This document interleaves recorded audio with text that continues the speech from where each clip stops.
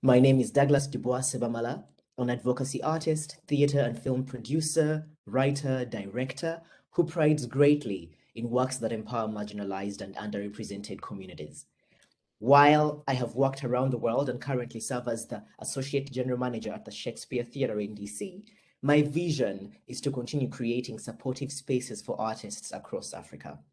I am the founder of Sebamala Arts Limited, a digital and performance art nonprofit which develops equality, advocacy, and empowerment programming for women and youth in Uganda.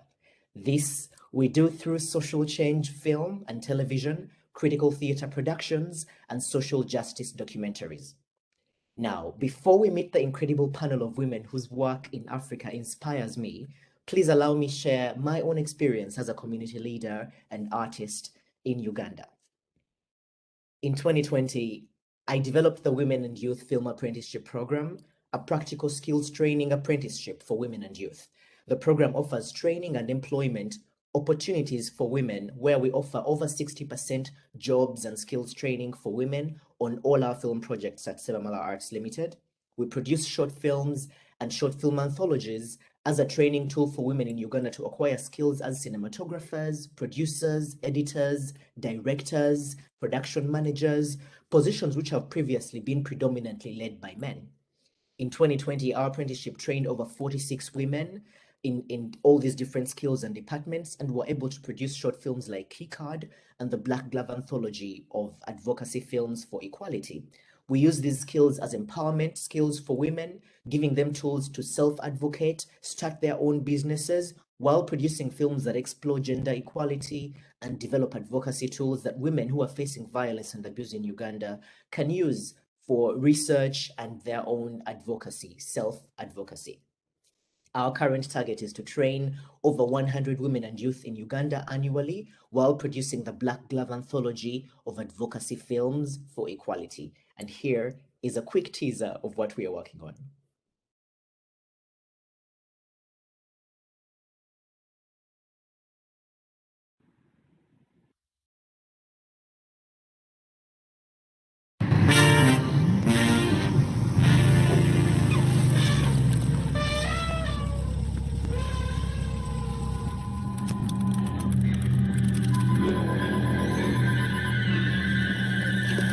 Hello.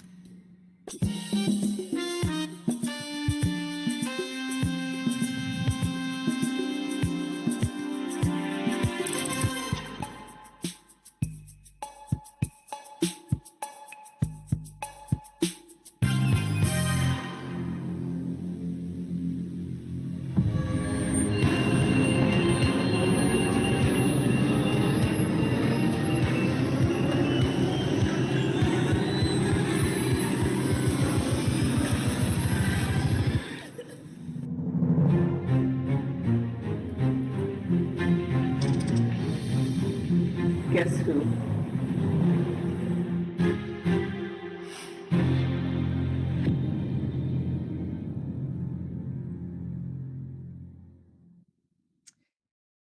Thank you so much. That video is close to my heart because it gave uh, over employment to over 60 women in Uganda, of which jobs like that in different theater and film departments have been hard to find. So we're offering skills development, which is a way in which I feel art is able to support development. We offer employment, we tackle issues that are rarely addressed, and that is a contribution that I believe will span the length of time. Now, today we are joined by three incredible women who have devoted their life's work to curating contemporary art exhibitions and supporting development across Africa. I'll begin by introducing all three, and then we shall dive into more conversation with each of them. I'll begin by introducing Mama Alim. Mama Alim is a senior executive assistant at the World Bank office in Yaoundé, Cameroon, and has been organizing contemporary art exhibitions with growing importance and the scope to promote contemporary Cameroonian art for over 10 years. In 2019, she organized with the guest star curator Simone Njami the extraordinary exhibition Aujourd'hui, to present at the national, which was presented at the National Museum with artists both living in Cameroon and the diaspora.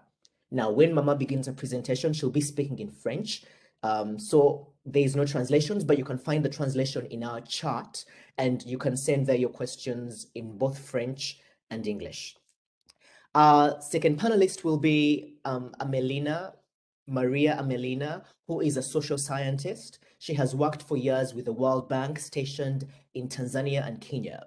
She has worked closely with the art program on the protection of a splendid terracotta frieze by artist George Lilanga of Tanzania, destined for destruction, which through her work was donated to the National Museum. And while in Nairobi, Maria became involved with a visionary project of the Museum of East African Civilization, and she became a co-founder, where she now serves as the only non-African member of the board of directors.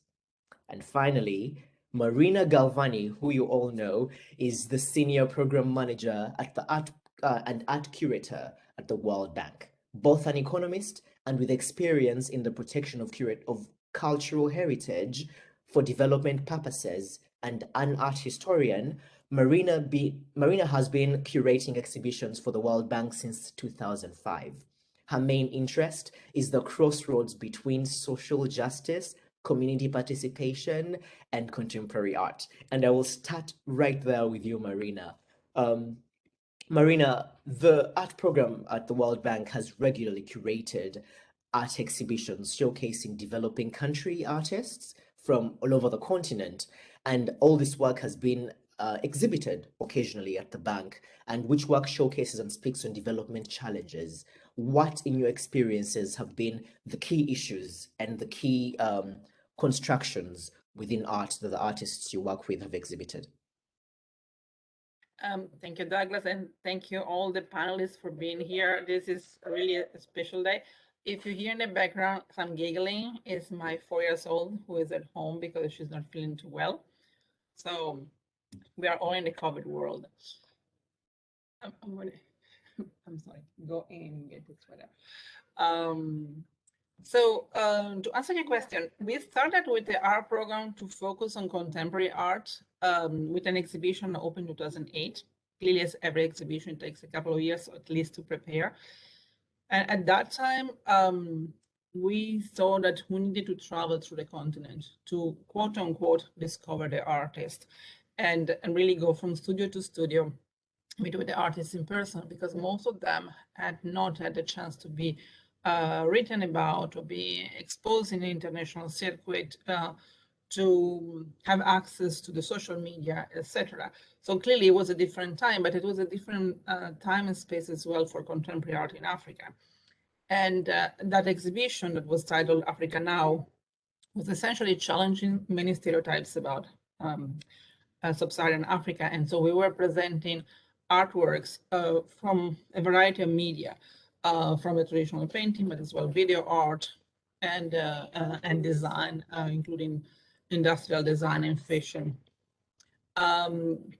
Then we have seen that over the years, the situation evolved incredibly. And so now we are working on this new exhibition, which is completely virtual, given that we are in COVID era. It's titled We Are Africa, the Power of Women and Youth. And we are in a different space completely, not only because it's a virtual exhibition, but because the situation where art is in Africa has changed so much. There is much more awareness on the international market about contemporary art from Africa. There is more space in auction houses. Just a second.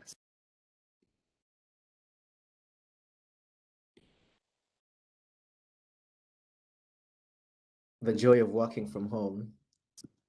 Can you go upstairs? Sorry, no more, I cannot. Sorry, again, we are all in COVID times. So as I was saying, it's changed considerably because we have seen that these artists have a voice. They are already on social media. They have different platforms. They're cooperating. They're more and more engaged in creating opportunity for development. It's not that the development institution like ours create the conditions for the artists to flourish, but the artists themselves are helping their communities to flourish.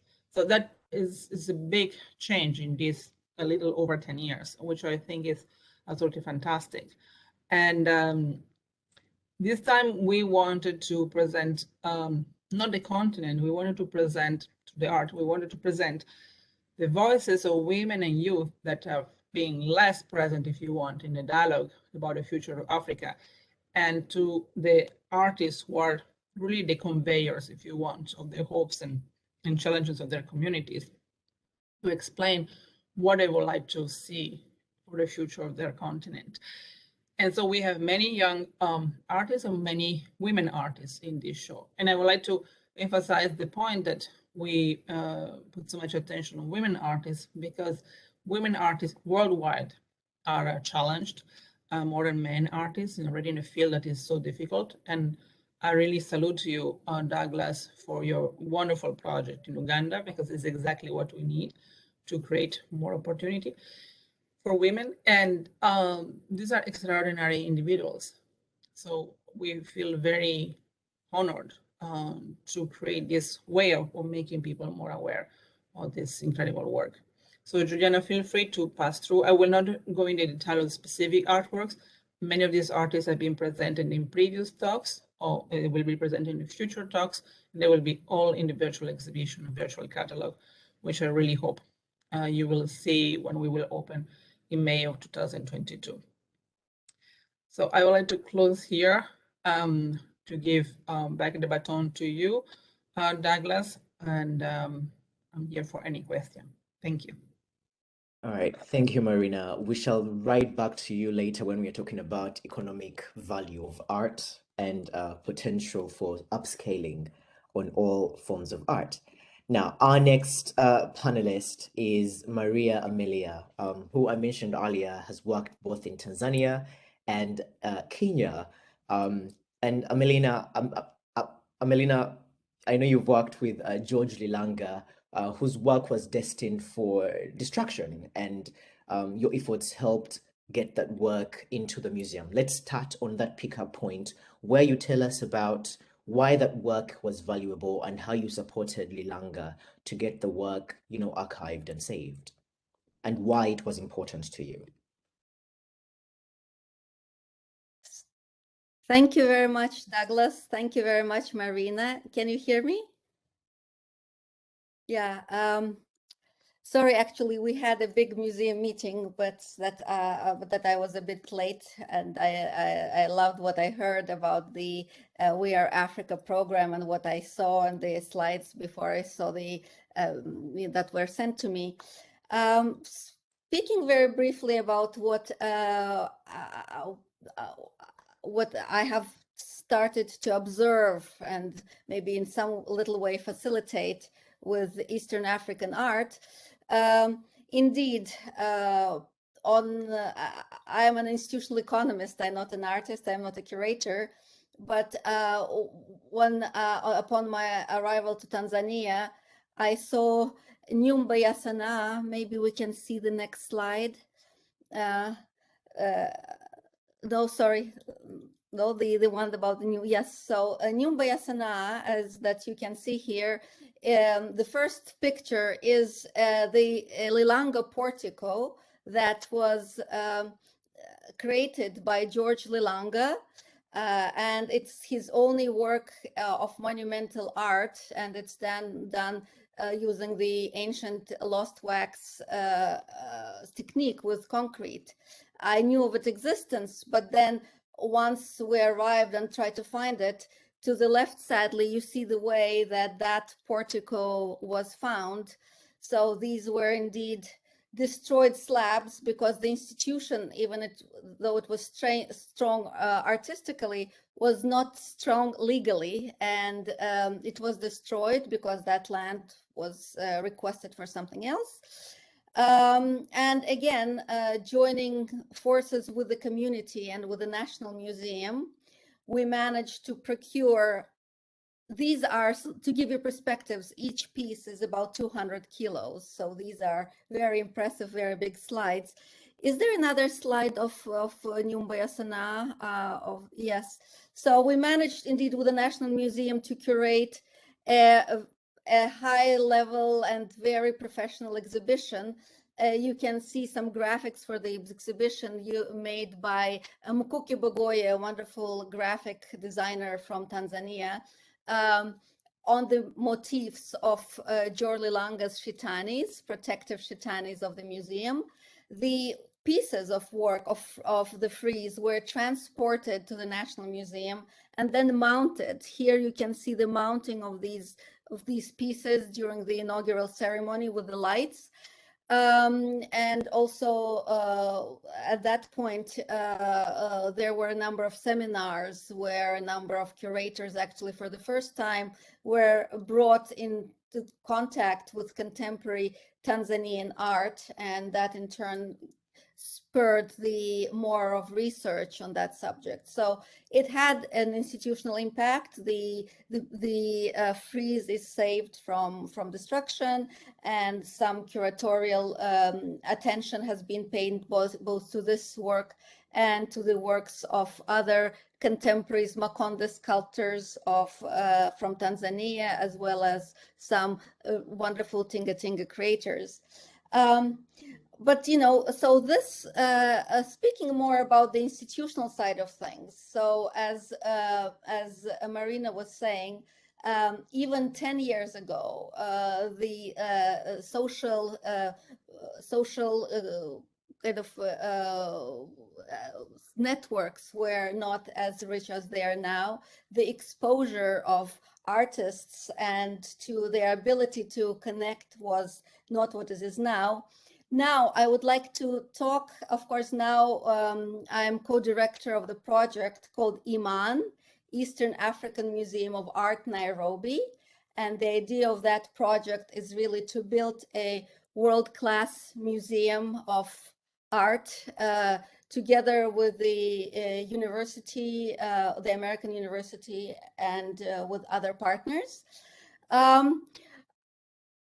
In connection to what I see now, and that's part of, as a museum, we already are exploring how we want to support the creators and also try to support institutional infrastructure that is much less developed than the world-class nature of the arts that you see. Eastern African art is a world-class art, non-question, and the institutions around it are not. That's the simple proposition.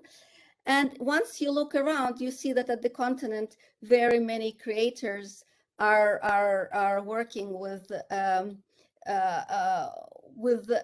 art institutions. And indeed, development agencies are not yet very well equipped to work with art institutions because they have never been on the radar screen of such organizations.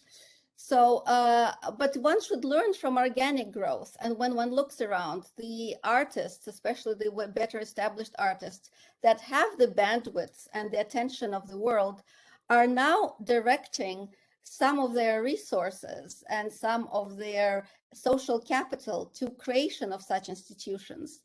Actually, what we see now is les ateliers Shama, Les Ateliers, Les Ateliers Sam. Les Ateliers Sam in Brazzaville is an institution created by B. Koelani. B. Koelani is a wonderful artist herself and is well known internationally. So she created this institution partly using her resources, partly with her name attracting resources. It's a multicultural centers from the World Bank perspective, from the development perspective. It gives high-level jobs and high-level visibility and value added to arts in Brazzaville. It creates, that's the Shangri-La of social development. Basically, you organically create, groups that support people that then can support themselves, and not just at, slightly out of poverty level, but at the levels of creative, active individuals that in turn generate ripple effect. So this is one model of an institution where the artist is going back to the community and giving to the community. Michael Armitage in Nairobi is now creating Kai, and that's exactly a center that will be both a residence program and a center where contemporary Kenyan artists can exhibit themselves. And again, that's a model whereby a well-known artist is bringing his name to really uplift part of the sector. If we can go to the next picture, please. Well, yes, this is a project by Otobon Nkanga, which is called, from Nigeria, which is called Carved to Flow. And that is a very interesting model. Here, indeed, the development project is becoming art, and art is becoming a development project. Otobon Nkanga observed that there were traditions of making soap in the villages in Nigeria and in Athens, where there were actually Greek farmers in Nigeria, and they brought their own traditions as well. And from that merger of knowledge of artisans that goes way back into the centuries, there was a certain kind of soap that was created. So that idea of a soap was recreated using ash and using the generosity of the land. So that was a digital art project in itself. It was documented. To the right, you see it was exhibited in Europe. So these small circles, actually circles made of that soap that was created out of that concept. That soap, the one lower one, is redder in color, and that's to deal with violence against women, and that was also presented to groups that deal with abuse in Nigeria. So indeed, these to the left, you see a plant with the soap that was produced, and again, the color of the soap, how black or not less black it is also part of the kind of scenario of that exhibit. It was sold to public for a certain amount of money, and with the money that came from that sale, land was procured, and that land in turn is there to support women that from the village to grow materials. Some of these materials will be plowed back to the art project. So literally, art and development in a very concrete and very unique way are merged. So this is another model. I wonder if we have pictures of the works of Gore Sudan or Dickens Atieno. That's closer to home. Yes, so here we have Gore Sudan, a lovely, sophisticated Kenyan artist. He, like everybody else, he came to town to become more known and popular, and he has become that. So with the internet, he now goes back to the village. If you look at the lower picture, he is bringing in kind of his fellow villagers to create. They have been weaving for centuries, so they are together co-creating in building baskets and maybe less usable materials. You can see there's pink, and this is the work of art that in a sense is built together with the community. That will be sold, that will generate resources, and that will give completely different direction to the crafts that don't have an exit at this point. If we go to the works of Dickens Otieno is another wonderful Kenyan artist. You see these gobelins. So this is not material. These are strips of metal made from cans, Coca-Cola cans, Pepsi-Cola cans. Then they're woven into these wonderful pieces. And again, there is a group of artists. At first, it was just apprenticeship. The artists were doing this with Dickens, but I'm seeing that it's now growing more into more collaborative projects with people in the villages. So these are just examples of, how, in a sense, institutional development of art and development are merging in very organic art projects. And the World Bank is not supporting that as yet. It's difficult to capture that, to understand how to support. But for example, many of these projects have very down-to-earth questions. You know, they need accounting, they need to understand how to manage these things. Yeah. So they need support. So all this to say that together with the big elephants in that jungle, something like Eaman will be a big museum with a digital presence and with a physical presence. There are also these wonderful art institutions that are not just individual art projects, but actually are doing wonderful things for development. And that's a creative industry of $1 trillion. Yeah, And let me hold you on that note, Maria, because I want to get back to the creative industry and its economic value, and I want that to be a conversation that we shall have along with Marina. So just let me hold you right then. We'll get back to it. Let's hear from Mama. Mama Alim, I mentioned, is a senior executive assistant at the World Bank in Yaoundé. Mama is going to be speaking in French, but please keep your questions. You can write them in English and look in the chat for translations.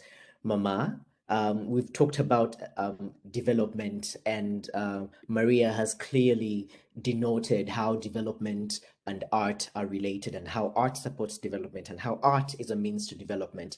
I know in Yaoundé, the work you've done has encouraged development leaders and institutional leaders to cite the importance and value of art. Please share that experience with us. Thank you, Douglas. Bonjour à tous, je vais parler en français. Effectivement, nous avons commencé cette petite exposition au bureau de la Banque mondiale en 2006. Et depuis, nous avons vu cette exposition grandir et devenir un grand événement qui s'est terminé au Musée national de Yaoundé. Et nous avons effectivement vu plusieurs institutions nous suivre dans cette initiative. Et l'art est clairement lié au développement parce que les artistes, en fait,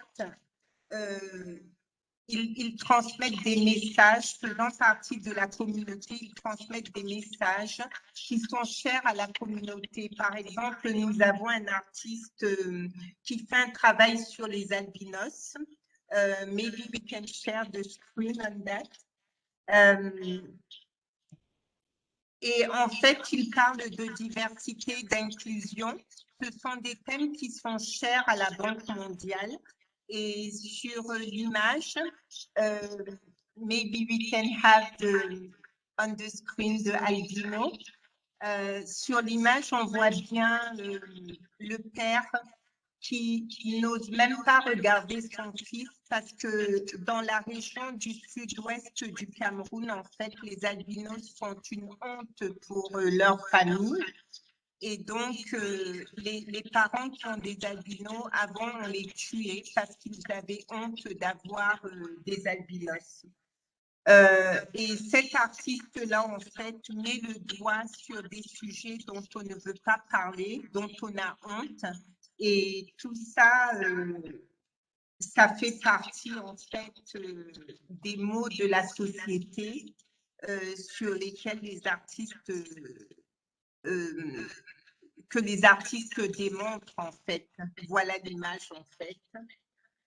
Et ensuite, on peut dire que toutes les institutions, parce que nous avons commencé en 2006 et plusieurs institutions nous ont suivis. Aujourd'hui, nous voyons des banques commerciales comme la Société Générale, la BISEC, qui organise des expositions d'art contemporain et qui valorise l'art. Parce qu'avant, les artistes camerounais, ils étaient plus connus à l'étranger qu'au Cameroun.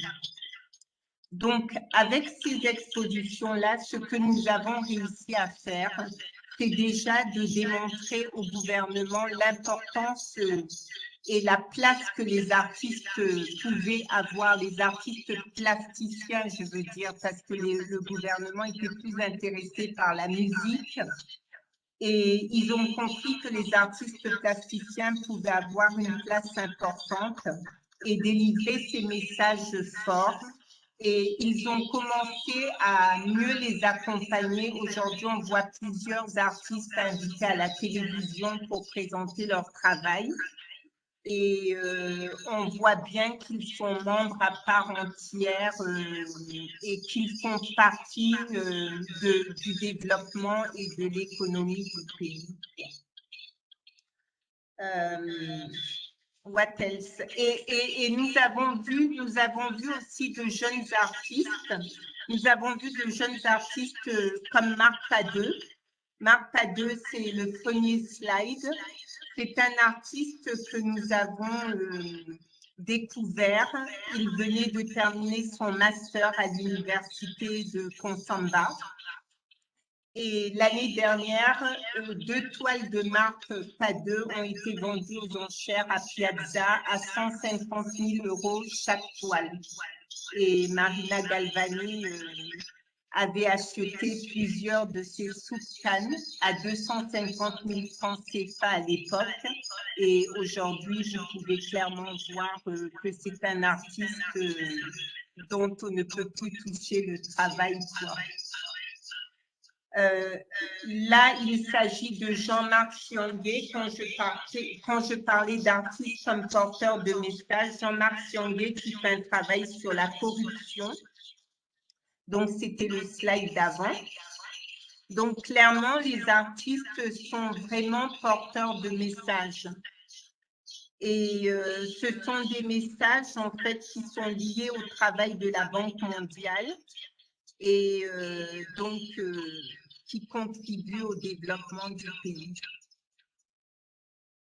Ensuite, au fil des années, nous avons, parce qu'au début, nous travaillons surtout avec des artistes locaux et nous ne nous intéressons pas au début aux artistes internationaux des Camerounais qui vivaient à l'étranger, mais petit à petit, l'exposition a pris de l'ampleur. Les artistes sont devenus demandeurs et nous avons eu des artistes qui vivent à l'international qui ont souhaité faire partie de l'exposition de la Banque mondiale. Et c'est ainsi que nous avons introduit le travail d'artistes connus comme Angèle et Fomba, Samuel Soto avec sa série African Spirit qui a été exposée au Musée national sous le commissariat de Simon Gianni. Et je suis vraiment très fière d'avoir pu associer un curateur de renommée internationale comme Simon Gianni qui s'est intéressé à notre petite exposition à Yaoundé.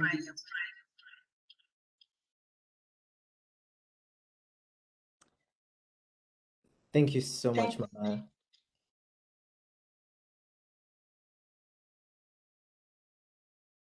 Mama? Yes? Yes. Are you still carrying on? No. Okay, thank you. Thank you. Thank you so much, Mama. A couple of things that you've denoted that really speak to my heart is how artists are ambassadors. And you mentioned that the artists that the World Bank has supported have are now working on auction of their works that raises up to 100,000 US dollars. And that right there is where I'm going to jump back into the note where we left you, Maria. And I'm going to request that all three of you, Maria, Marina, and Mama, join into this conversation discussing the economic value of art and its implications, and then we shall dive into the subject around institutions. Maria, you mentioned that institutions that fully support art in all its forms are yet to be established. And the World Bank has been doing work, but there is a need for more acknowledgement of the value that we have as artists, but also institutions that directly find the work that is being created for its impact and its value. Let's jump back to where you were talking about the $1 trillion enterprise that art create, Maria. Where do you think spaces and institutions like the World Bank need to refocus?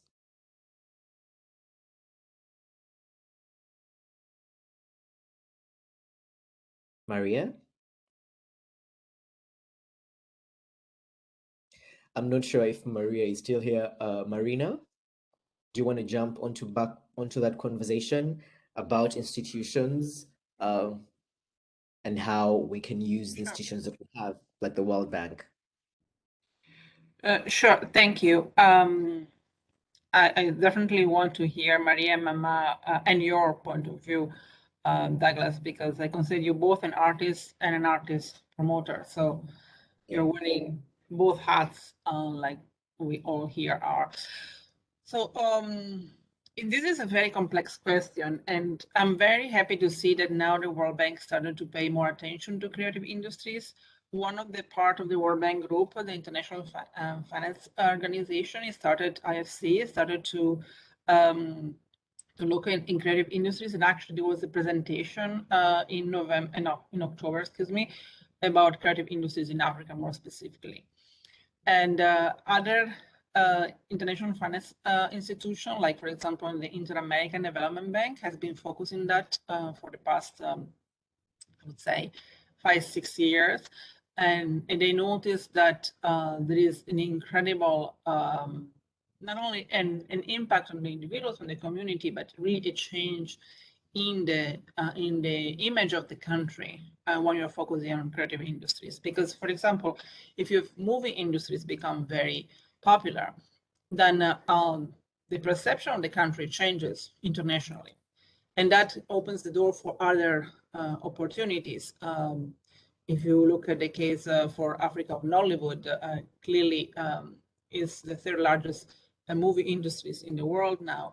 And if you look at the fashion as well, you have the incredible impact of the fashion industries, again, going to Nigeria case, that has on many other aspects. So you start to open doors for graphic designers, you open doors for architects, you open door for musicians when they become more and more professionals.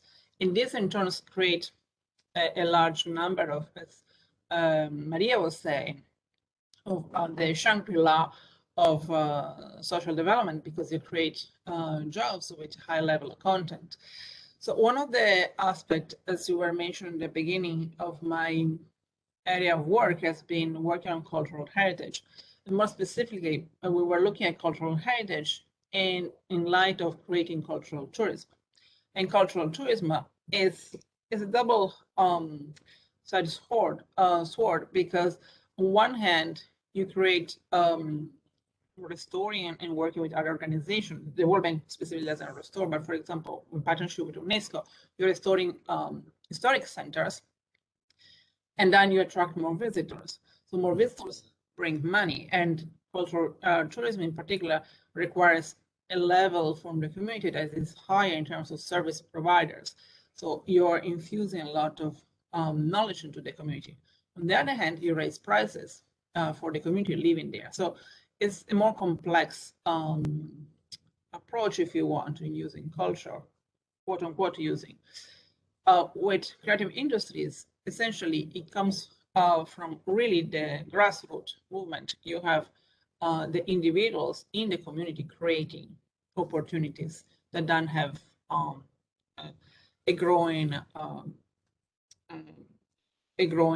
ripple effect, if you want, at large. So I really hope that our organization will continue to work in this direction, so that we can really, as is, maybe it's because of my passion, we work on one hand on the social justice angle. So, for example, many of the exhibitions we organized in the World Bank, our program have to do with social justice. We have mentioned more than once gender-based violence during this presentation, so addressing that, or human trafficking or other aspects, so that art becomes really a way of making people react emotionally to an issue and hopefully change behavior. But on the other hand, you have content that is created by the community, so that the community can grow organically and start to have this ripple effect in its own effect. And then you have the image of the community of the country changes for the better. and that attracts even more interest from international community, etc. Not only from tourism, but in a larger sense. Sorry, I think my very young assistant needs assistance, so I would like to stop here. And I see Maria is back with us, so maybe she can answer the questions. Thank you. Yeah, thank you very much, Marina. Maria, the question was around institutions and what kind of institutions that we require. Because, for instance, I'll keynote that I personally started Sebamala Arts Limited to tackle a lot of the issues that I thought were missing in how art is approached and how the institutions that we go to for funding do not address some of the issues that we want in valuing both the art and the value that we give. And you talked about other artists in Kenya and Tanzania who are creating similar spaces for their own artists, being their own art entrepreneurs. What kind of issues do you think institutions like the World Bank and other larger organizations need to refocus on when we are addressing art and development? Well, thank you. That's, of course, a very, very important question. As I said, I think the World Bank has been created, if we look at institutions like that, by very serious, well-meaning people. And these are people who primarily came from exact sciences and from economics, from social sciences. So the circle of people that were actually working on development has been expanding for a long time. I was one of the results of such an expansion. You know, I joined the World Bank being more of a social scientist and then an economist. Then, of course, there are anthropologists at the World Bank. So I think the art has been always regarded as something important to motivate, but not itself as a development proposition. And in this new creative economy, art is a development proposition. It's borne by numbers, by the amount of money generated in creative economies, virtually, physically. So there is definitely a case to look at creative industries, including visual arts, as a part of development.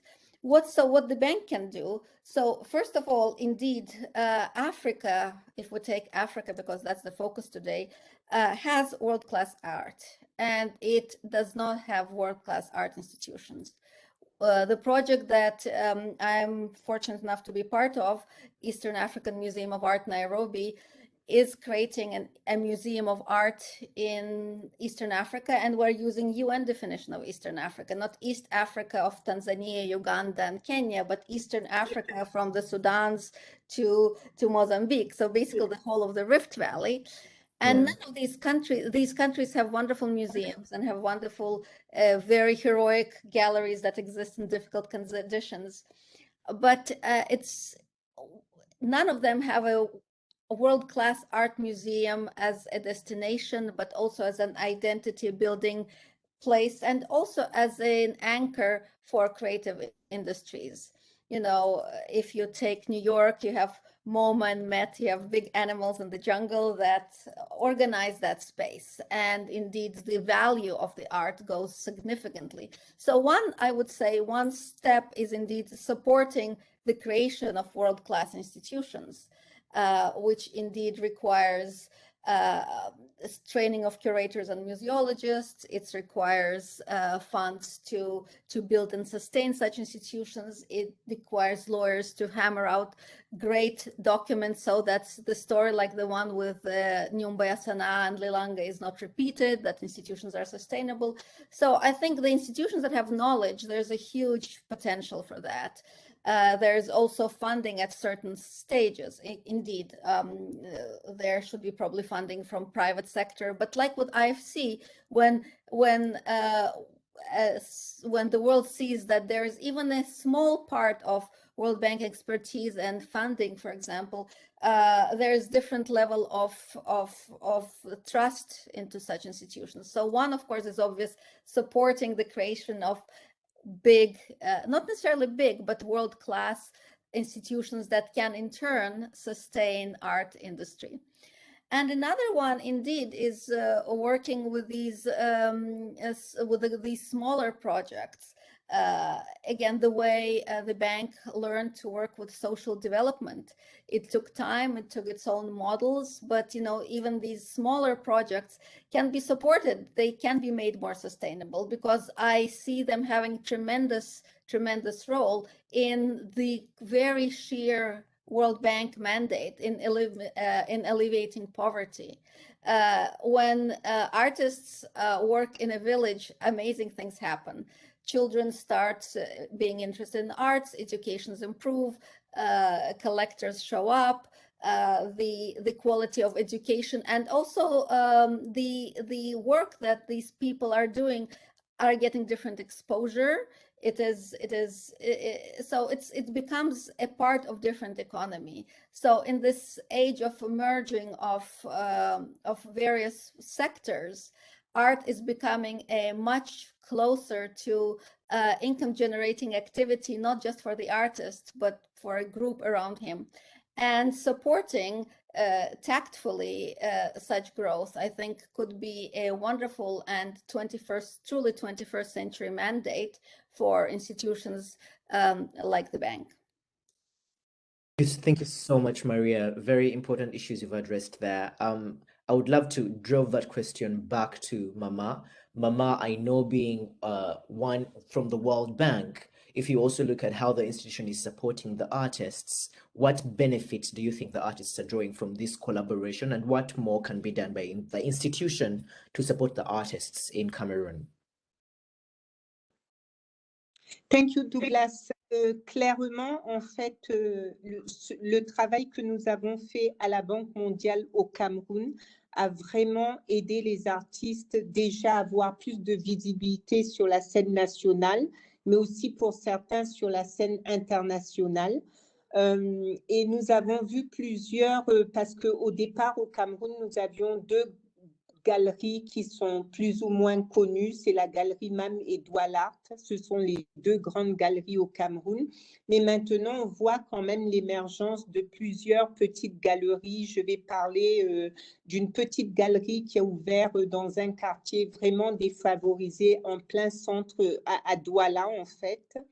Et là, vous voyez cette dame qui organise des expositions et qui invite tous les enfants du quartier. Et comme c'est un quartier défavorisé, souvent, elle organise des ateliers. Et ça permet aux enfants de voir qu'en fait, l'art, parce qu'au Cameroun, il y avait aussi ce petit, où on se disait que l'art, en fait, c'était pour les personnes qui ne réussissaient pas, en fait. L'art, ce sont des originaux qui font de l'art.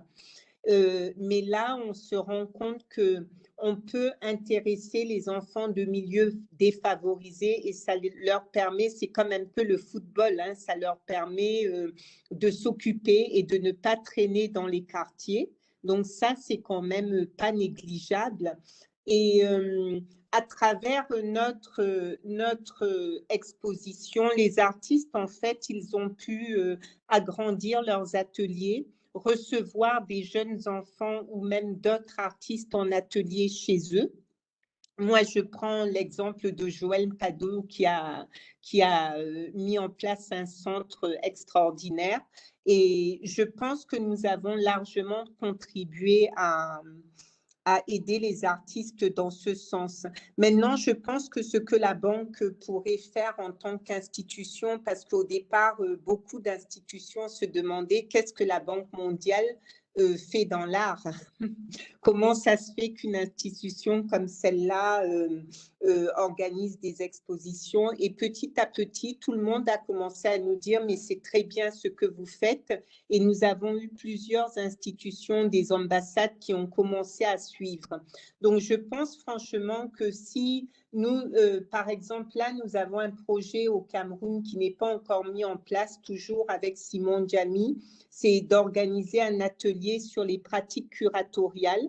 Et nous allons sélectionner des enfants qui viennent des écoles des beaux-arts et leur offrir un atelier sur les pratiques curatoriales. Donc ça, ce sont de petites actions ponctuelles que notre institution peut soutenir et qui pourrait aider à développer un marché de l'art parce que nous avons besoin de curateurs formés, nous avons besoin de galeries d'art, de musées. Par exemple, le musée national, ça serait bien qu'il puisse accueillir des expositions ou même une biennale parce que c'est un endroit magnifique, mais il faut des institutions pour supporter tout ça et créer un vrai marché de l'art. Merci beaucoup, Mama. Merci.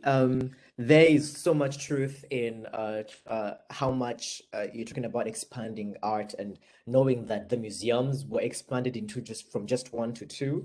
It goes back to how art is able to create employment opportunities and in the long run ripple down the effect of fighting poverty, creating jobs, addressing issues around empowerment and social justice for underrepresented communities like albinos. Thank you very much, Marina, Maria, and Mama, for this amazing conversation. There's a question that came through earlier, and I think the question is for the World Bank. There's a question. Someone asked about if Johan asked if there's an online catalog of art that has been produced that could be accessible to the World Bank. I think it would be valuable to see the work. Thank you for that question, Johan.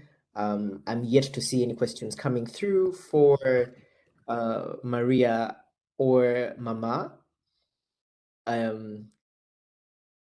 But in the next 6 minutes, let's discuss something around the economic value and the trillion-dollar enterprise and business that is art. How more impactful, Maria, do you think art in Africa can be toward development if we acknowledge the value that art is contributing to our economies? That can be huge, and as I said, it's not tapped indeed in that sense. Just a small example, there is a wonderful Kenyan artist, Wangeshi Mutu, who is well known all over the world. Her statues have been sitting in front of the Metropolitan Museum for the past year and a half. And she lives between New York and Kenya. Literally, if she wants to exhibit now in Kenya, and she does want to exhibit in Kenya, and she also employs many people in Kenya by now, which is a separate aspect, but literally, she cannot bring her art to her own country because she cannot insure them. She cannot know, the insurance company would not find a venture that would allow her to really have an exhibition. So this shows you that indeed, so New York had this, made a lot of money exhibiting this art. There were people who created, who bought tickets to see it. There were people who helped to, there are galleries around, vendors of hot dogs who benefited from that traffic. The same thing could be happening in Kenya. Kenya is becoming Nairobi has a middle class, has a huge thirst for art. The creative industries are thriving. There are digital startups that, because of the good laws around digital art, digital traffic and prices of digital access, have developed wonderfully in Nairobi. So everybody, the holy grail at the moment is to have a museum. The galleries are coming out, the price of the art because of digital presence is growing. All that has ripple effect. Artists of that generation, they live differently, they employ differently, and they think about giving back to the communities. So that in itself can be tapped. That's already, without the World Bank, that is creating an economy in itself.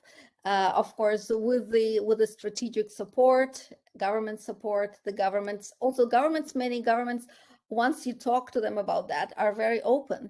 They don't quite understand the legislation. For example, copyright legislation is a very important thing. There is space to help on that. the World Bank can support, as I said, both the construction probably is a public-private, can be venture, but the programming, for example, Mama was talking wonderfully about the digital presence and their work. Eaman is doing a digital project, an archival project called A Short Century, and that's about the work of pre- and post-independence artists from Eastern Africa that are not known. These the work will be then, the archive will be presented as an exhibition, some of it. There are also materials that are being developed, both for school children. There are programs in art that have been returned. So art programs of the World Bank can hugely support, indeed, packaging of this knowledge into educational programs. If you look at art programs in Africa, much of it is either based on Western museums or on crafts. It really does not address the modern state of African art. The level of pride and the level of understanding of one's own both roots and presence can be completely changed for many years. So these are all very, very impactful areas, from education to legal to institution building, that the bank already has expertise in and just needs to adjust it to operation in this new sector. Thank you so much, Maria. Thank you so much. Very key points there. And Marina responded to the question earlier, saying that there's a catalog for We Are Africa, which will come out once these virtual exhibitions are being launched in May 22. Thank you very much, all of you, for joining us today for this panel. And Maria, you mentioned something that definitely I want to echo. We talked about roots, knowing that African art has been part of development for so many decades. I would love to conclude by acknowledging that the World Bank headquarters in Washington, D.C. are in a city whose foundation and most of whose original buildings were funded by the sale and enslavement of people of African descent, and the city was built by their hands. In that regard, Africans, our work, and our people have been here for generations, and our art continues to inspire development. And the work that the World Bank is doing is supporting that journey so that we continue to archive and support art, and in that way support development in Africa. Thank you so much for joining us. My name is Douglas Dubois Sebamala, and I'll be looking forward to another of these conversations maybe in 2022. Thank you and goodbye. Thank you. Thank you Thank you. for joining. Thank you.